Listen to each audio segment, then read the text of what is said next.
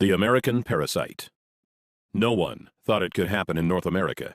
A parasite that uses your body as its personal feeding ground, taking over first your stomach, then your entire GI tract, forcing you to crave the foods it wants, while slowly destroying your body from the inside out. Governments are finally admitting that this is real. Measures have been proposed in New York and the country of Mexico to try and stop it. But by the time you watch this, it may already be too late. My name is Craig Capetta. I'm the Director of Science and Nutrition at Whole Body Research International, and have spent the last 24 months working with my team of doctors and scientists to figure out a way to stop this parasite that is already estimated to be infecting 250 million Americans. Perhaps the scariest thing is that its symptoms come on slowly. You may never even realize your fatigue, weight gain, or lack of sleep is the result of this bad bug, until it finally takes over and forces you to seek medical attention. In the next few minutes, I'm going to show you a simple test you can do to find out whether or not you've been infected, and if so, how to get rid of it before it causes potentially irreversible damage. I'm also going to expose the major government screw-up that allowed this to happen, and how they are now scrambling to fix it. Warning: the information I'm about to share with you is controversial because this parasite comes from the most unlikely place, your food supply. In the next few minutes, I'm going to expose the manipulative practices of several very large corporations, companies like General Mills, Nestle, and Coca-Cola, that they prayed the public would never discover. It's a tangled web of bribery that makes your average politician look like a saint, and they are currently spending tens of millions of dollars in false advertising to try to cover up what they have done. But it's about time someone pulled back the curtain. That's why I've spent a considerable amount of time and my own money over the last few months creating this video that they do not want you to see. So if you're serious about the health of your family, turn off your cell phone, take a seat, and make sure you watch every word of this presentation. What you are about to see and hear may shock you, but it may also save your life. Let's get started. The year was 1950. The death rate by heart disease in America had jumped to an astonishing 30%. Only far back as the 1900s, it was 10%. In just 50 years, deadly heart attacks had increased by a factor of 3 times. People were dropping dead at an alarming rate, and no one could figure out why. Then, on September 24, 1955, America's own president, Dwight D. Eisenhower, suffered a heart attack, sending the entire nation into a panic. The crisis was now real. On Monday, September 26th, the Dow Jones plunged 6.5%. The total paper loss of the day was $14 billion, the largest ever, including that of the Great Depression. President Eisenhower would not walk again until October 25th, and would not return to the White House until November 11th, nearly 6 weeks later. By this time, the fear of heart attacks was on everyone's mind. Enter government researcher Ansel Keys. Mr. Keys was a Harvard-educated scientist who had helped design rations for the U.S. Army during World War II.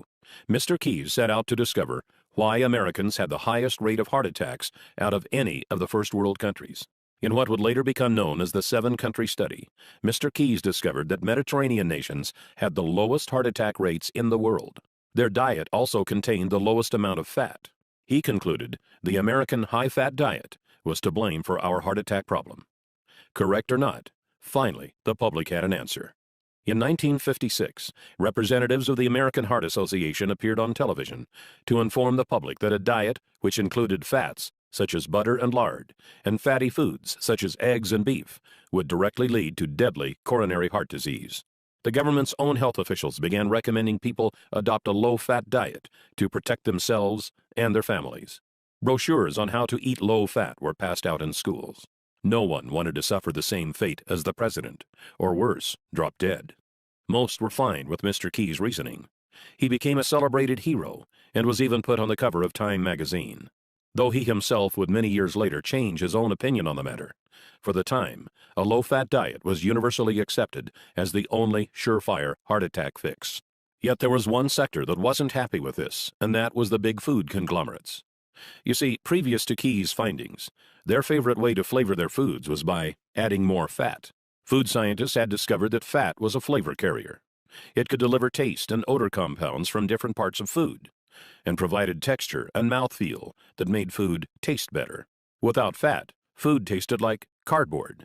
But now, the public was demanding their foods be low-fat. Processed and canned foods began to go uneaten as people turned to more natural, lower-fat alternatives. If it didn't say low-fat on the label, people stopped buying it. The conglomerates scrambled to find new recipes that would allow them to call their products low-fat, yet still taste good. Food scientists were called in by the dozens, and finally they discovered something even better. You see, unlike fat, this new flavor additive was actually addicting. It goes by many different names, but you may know it best as refined sugar. Did the food industry know it was dangerous? Even many doctors of the 1950s would argue they certainly did. As far back as 1808, studies had been done proving sugar was not only unhealthy, but actually toxic. Believe it or not, sugar manufacturers were pulling PR stunts back then, as they do today. In 1808, the Committee of West India, a large sugar conglomerate of the time, appeared before the British House of Commons to offer a prize of 25 guineas, about $1,000 in today's coin, to anyone who could show an experiment that proved sugar was good for feeding and fattening cows, hogs, and sheep. Food for animals has always been expensive. Sugar was extremely cheap, so many farmers took on the challenge, hoping for good results. The 25 guineas would be just a bonus to the new, cheaper food supply. But as you may have guessed, the attempts were a disaster. Many resulted in the death of livestock. One member of Parliament, John Kirwan, took on the challenge himself, trying to feed sugar and molasses to his calves. After the experiment of this well-known, highly ranked politician failed, the Committee of West India gave up. Then, in 1816, the well-known French physiologist F. Magendie did an experiment of his own involving dogs. He determined that dogs fed with water containing sugar and olive oil wasted away and died faster than dogs fed with water alone. This showed sugar not only had no nutritional value, but actually caused negative effects. This shut the sugar manufacturers up, but just for the time being. Flashback to 1957. Fat was out. The food industry had found foods packaged with sugar were winning every taste test. But would the public buy it? As recently as the 1930s, Dr. Weston A. Price, a research dentist from Ohio, had traveled around the world observing different cultures and their diets. In 1939, he published a paper that revealed in horrifying detail what had happened to the teeth and health of those in cultures who had incorporated refined sugars into their food supply. Sugar still had a bad name. The conglomerates would need to make a move. Later, in 1957, noted Professor E.V. McCollum, who is often referred to as America's top nutritionist of the day, published a book called A History of Nutrition. In it, he argued that despite there being dozens of experiments done since the 1800s, proving sugar was bad for human consumption, those experiments were all flawed due to human error. This book was published and marketed with the same ferocity you see with bestsellers today. But where did it come from? No scientist has his own money to publish a book on such a grand scale. And let's face it, A History of Nutrition? It's not a title that will make a book fly off the shelves. A look inside the book revealed it was published and marketed by a company called the Nutrition Foundation, Incorporated. Who was the Nutrition Foundation? I'm glad you asked. It happened to be a front organization for the leading sugar conglomerates of the time, including the American Sugar Refining Company, Coca-Cola, Pepsi-Cola, Curtis Candy Company, General Foods, General Mills, Nestle, Pet Milk Company, and Sunshine Biscuits, about 45 companies in all. And did the Americans buy it? Oh boy, did they ever. Sales of processed foods skyrocketed. All they had to do was put low fat on the label, then dump in a bunch of refined sugar, and it would sell like crazy. A 2012 study by Dr. Robert Lustig of the University of California, San Francisco, revealed that sugar is just as addictive to the human brain as cocaine, setting off the same dopamine triggers and forcing us to crave more and more of it. So it was only natural that humans would begin to consume the new sugared products at a feverish rate. The food conglomerates responded to the increasing sales by using even more sugar. It began to find its way into foods you would never expect, like hot dogs, yogurt, spaghetti, and breads. As the decades passed, obstacles would spring up, but each time, the conglomerates had an answer. In 1965, the Fair Packaging and Labeling Act began, requiring their products to be honestly and informatively labeled. By this time, the public wasn't so hot on sugar anymore, but that made no difference.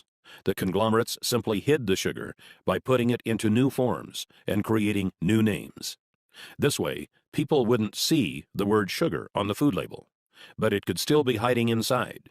Some names sugar goes by are agave nectar, brown rice syrup, high fructose corn syrup, dextrose, evaporated cane juice, glucose, lactose, malt syrup, molasses, sucrose.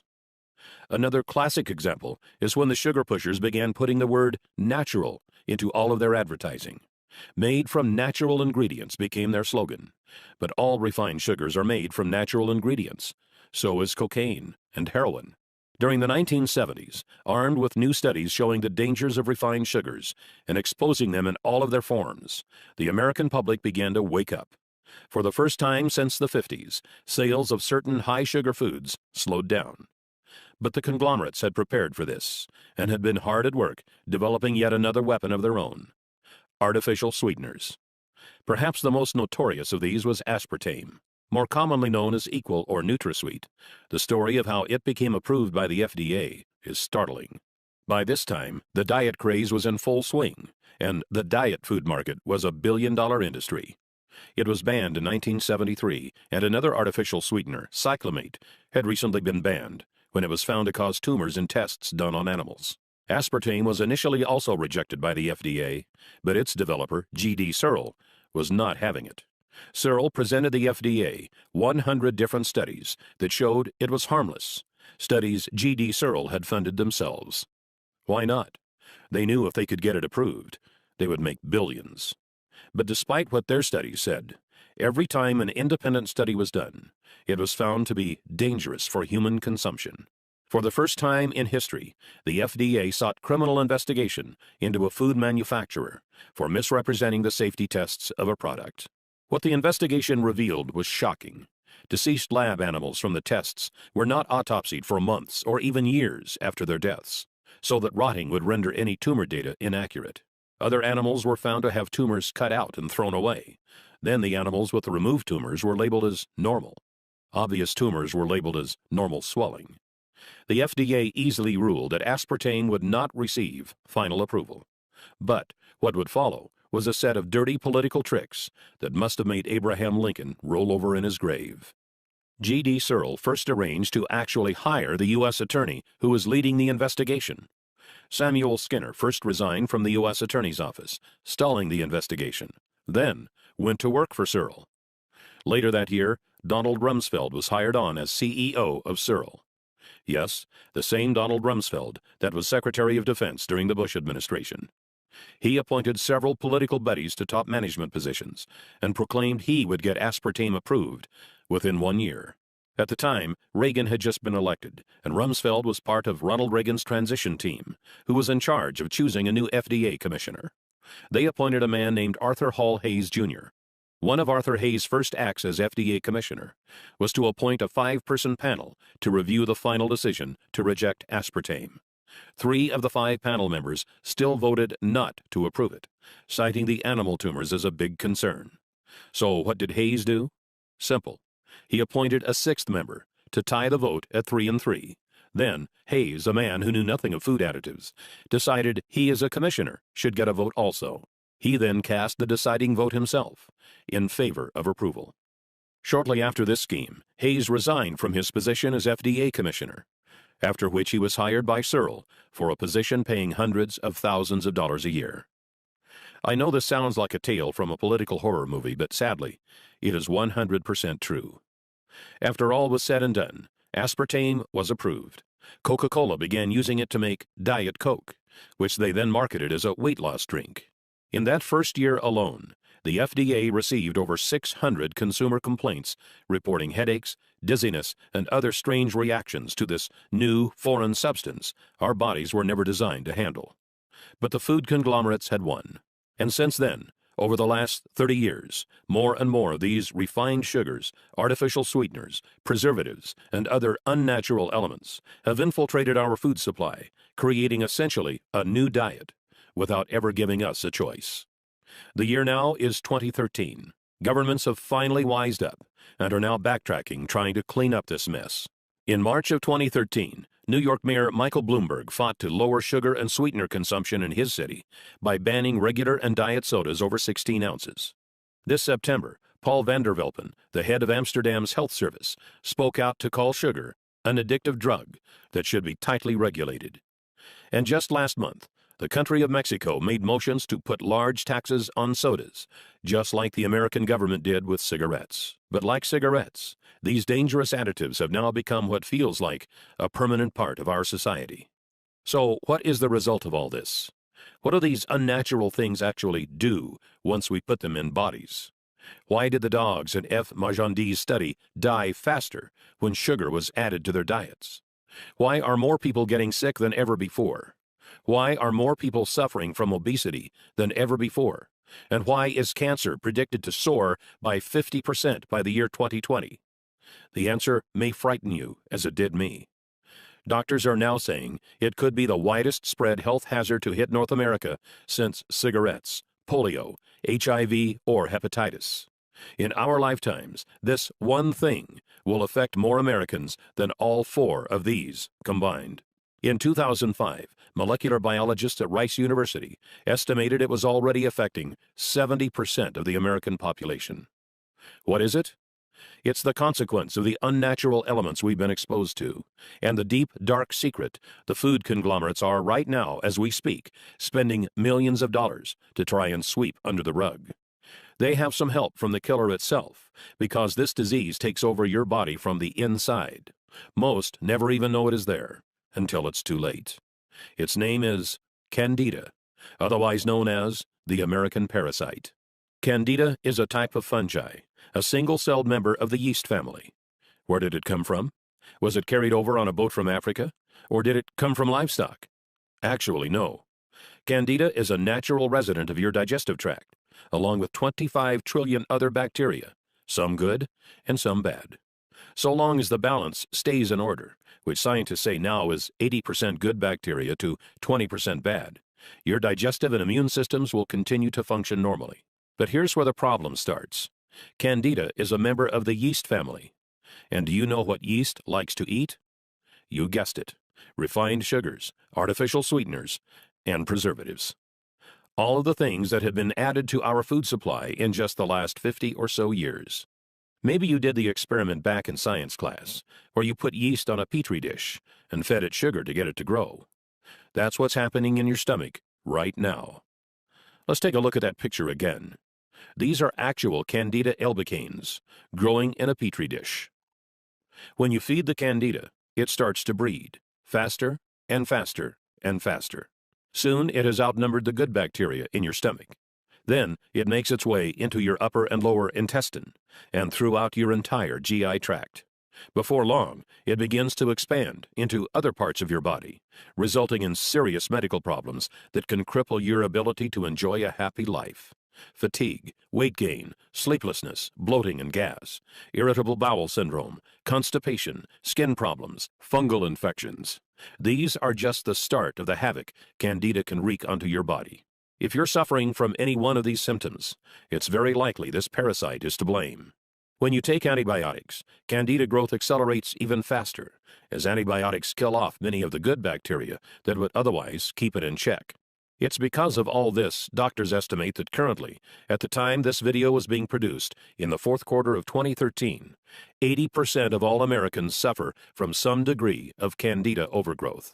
Dr. David Perlmutter, a personal advisor to Dr. Oz, who you may know from the show, and his current New York Times bestseller Grain Brain, recently stated, "Those of us who deal with this health condition in a clinical setting are witnessing what now seems almost epidemic."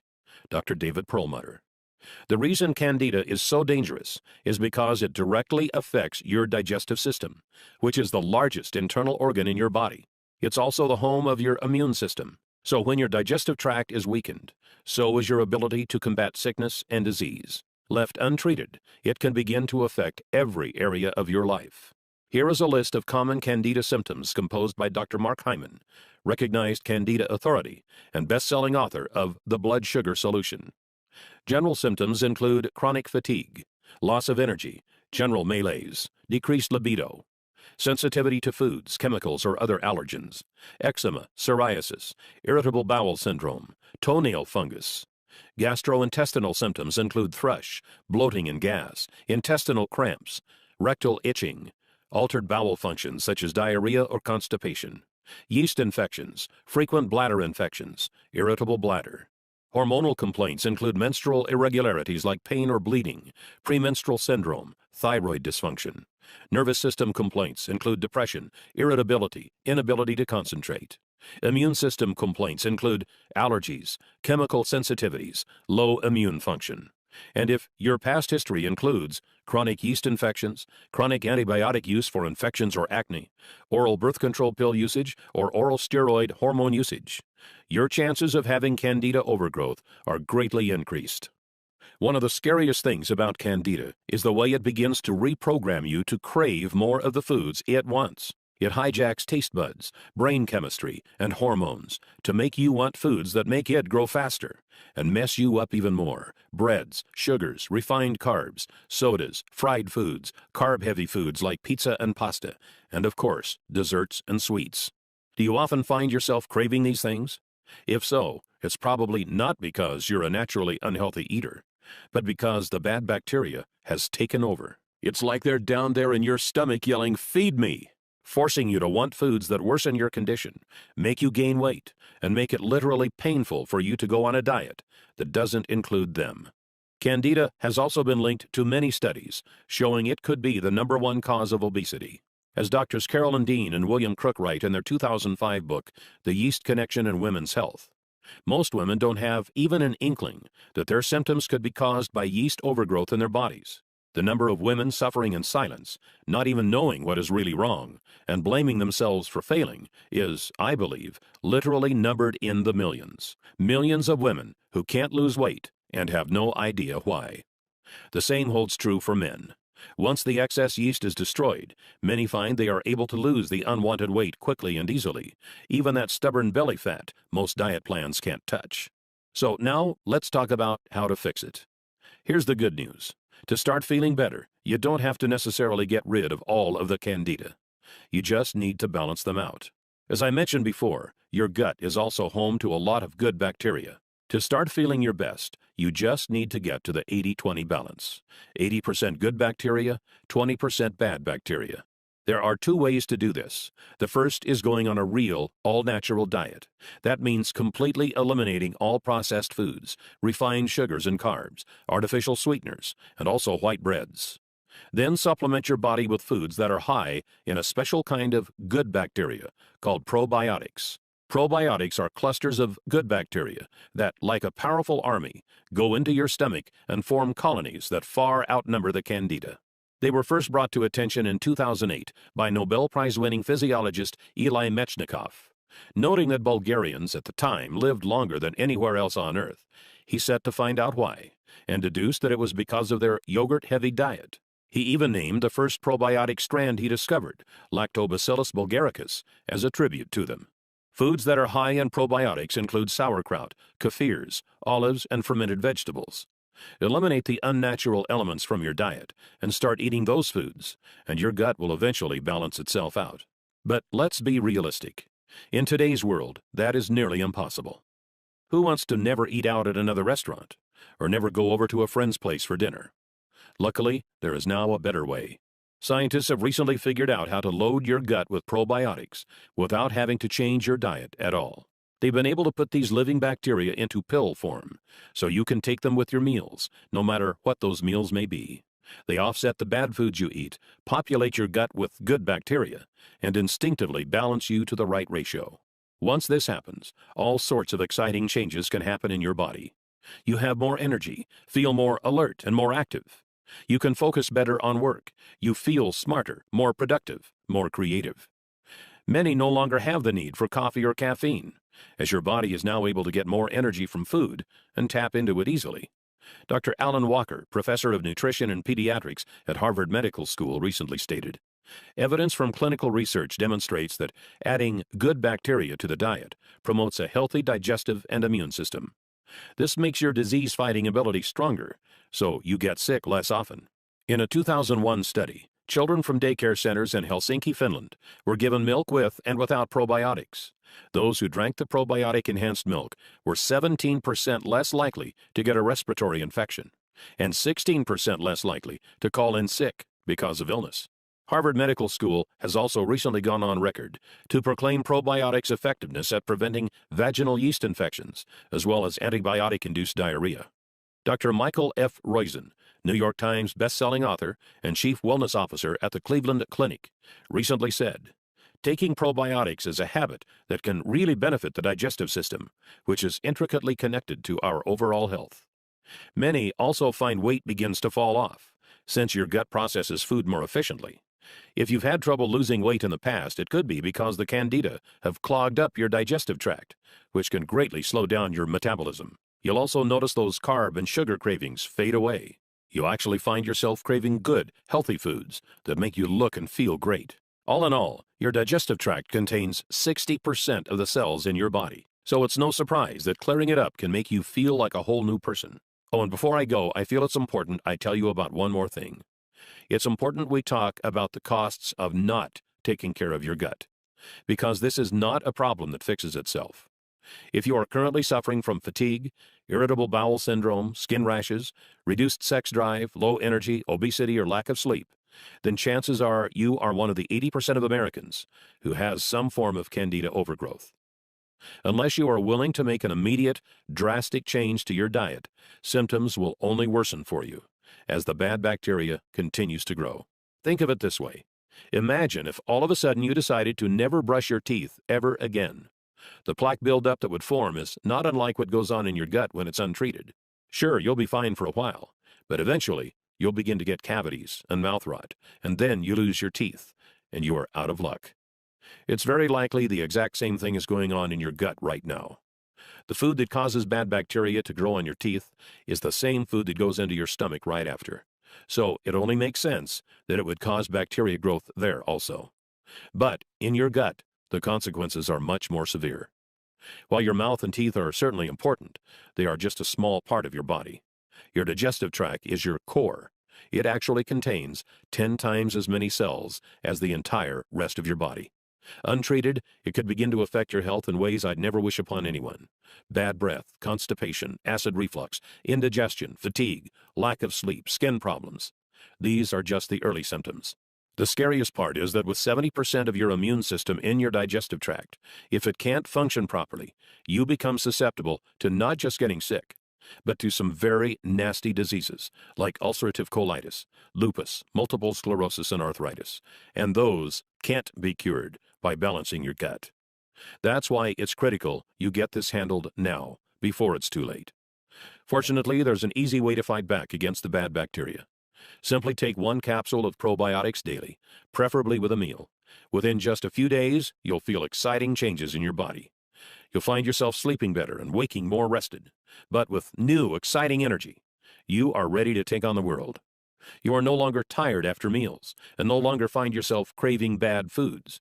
But when you do cheat once in a while with pizza or ice cream, you still feel great knowing it's not going to go straight to your hips. Don't be surprised if your bathroom habits become more regular. Since you are no longer a slave to your gut, multiple trips to the toilet are a thing of the past. Weight may also begin to fall off, as your body is now a food-burning machine, no longer a fat and sugar storage hub. You'll probably also discover you no longer find yourself needing caffeine, carbs, or sugar. Many claim their sex drive goes up as your body feels younger, sexier, and more vibrant. Your skin may even appear younger and firmer, as your body is better able to bring the nutrients from your food into your skin, replenishing your cells and giving you a healthy, youthful shine. And then, I can't tell you exactly when it will happen. It may be in a few days, or it could take a few weeks, but it certainly will happen. It's something I call the magic moment. The magic moment is when you wake up one day and realize that something is different. Your senses feel more powerful. You are more alert, centered, and on point. The air feels crisp, and your body feels alive. Your serotonin levels have soared, and your soul just feels like everything is right. Then you realize that's the way we humans were supposed to feel all along. And now that your body is running like a finely tuned machine, you know that you always will feel this incredible. It's a feeling you can't really put a price on. Our health is our most precious asset. Without it, we can't fully enjoy anything else.